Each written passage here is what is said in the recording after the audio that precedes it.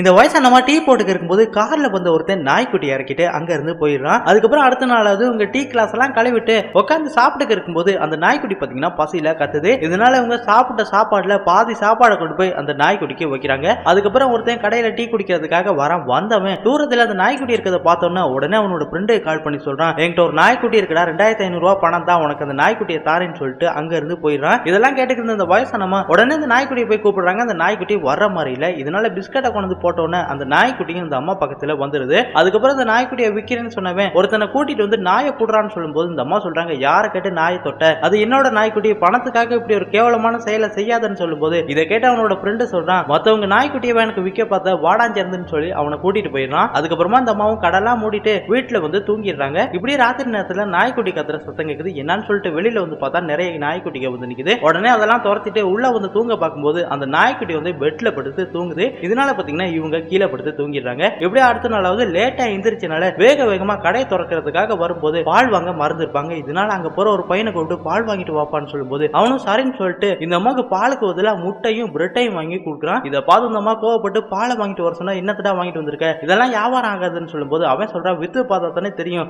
இதெல்லாம் வித்து பாருன்னு சொல்லிட்டு அங்க இருந்து போயிடுறான். அதுக்கப்புறம் பாத்தீங்கன்னா ஒருத்தர் டீ குடிக்கிறதுக்காக வராரு. வந்த ஒரு முட்டையும் பிரெட்டையும் பார்த்தோன்னே பிரெட் ஆம்லெட் எல்லாம் போடுறியாமா, ஒரு பிரெட் ஆம்லெட் தாமான்னு சொல்லிட்டு இந்த அம்மா கிட்ட பிரெட் ஆம்லெட் வாங்கி சாப்பிட்டு நல்லா இருக்குமான்னு சொல்லிட்டு பணத்தை கொடுத்துட்டு போயிடுறாரு. இதனால அந்த அம்மாவும் ரொம்பவே சந்தோஷப்படுறாங்க. இப்படியே அடுத்த நாளாவது இந்த நாய்க்குட்டியை பார்த்து சின்ன பசங்க பாத்தீங்கன்னா இந்த நாய்க்குட்டி கூட வந்து விளையாண்டு பிஸ்கட் வாங்கி அந்த நாய்க்குட்டிக்கு கொடுக்குறாங்க. இப்படியே நாட்களும் போகுது. அது வழியா வாரவங்க எல்லாருமே இந்த நாய்க்குட்டியை பாக்குறதுக்காக இவங்களோட கடையில வந்து டீ குடிப்பாங்க. அந்த நேரம் பாத்தீங்கன்னா அந்த பிரெட் ஆம்லெட்டும் நல்லாவே வியாபாரம் ஆகுது. இதனால உங்களுக்கு கொஞ்சம் பணமும் கிடைக்க ஆரம்பிக்குது. ஒரு நாள் பாத்தீங்கன்னா ஒரு பொண்ணு அந்த நாய்க்குட்டி கூட விளையாண்டு இருக்கும்போது அந்த பொண்ணு காதுல போட்டிருக்க தோட பாக்குறாங்க. அதுக்கப்புறம் பாத்தீங்கன்னா உங்களுக்கு கிடைச்ச பணத்தை வச்சு புக்ஸ் எல்லாம் போட்டு நல்லாவே வியாபாரமும் பண்ண ஆரம்பிக்கிறாங்க. அதுக்கப்புறமா ராத்திரி ஆனதுக்கு அப்புறமா அந்த அம்மா வீட்டெல்லாம் பூட்டிட்டு பஸ் பிடிச்சி டவுனுக்கு போறாங்க. அதுக்கப்புறம் டவுன்ல இருந்து வீட்டுக்கு வரும்போது நாய்க்குட்டிக்கு பிடிச்ச பலூன் எல்லாம் வாங்கிட்டு நாய்க்குட்டியை வீட்டுக்கு கூட்டிட்டு வந்து வீட்டுல வந்து விளக்கெல்லாம் போடுறாங்க. அதாவது இவங்க எதுக்காக டவுனுக்கு போயிருப்பாங்கன்னா, இதுக்கு முன்னாடி ஒரு பொண்ணு தோடு போட்டிருப்பா பாத்தீங்களா, அதே மாதிரி ஒரு தோடு வாங்கணும்னு உங்களுக்கு ரொம்ப நாள் ஆசை இருந்திருக்கும். அதனாலதான் இவ்வளவு நாள் பணத்தை சேர்த்து ஒரு தோடை வாங்கியிருப்பாங்க. அந்த தோடை வாங்கி இவங்க போட்டுட்டு உன்னாலதான் இதெல்லாம் என்னால வாங்க முடிஞ்சுன்னு சொல்லி அந்த நாய்க்குட்டிக்கு நன்றி சொல்லிட்டு நாய்க்குட்டியை பக்கத்திலே வச்சுட்டு தூங்க ஆரம்பிக்கிறாங்க.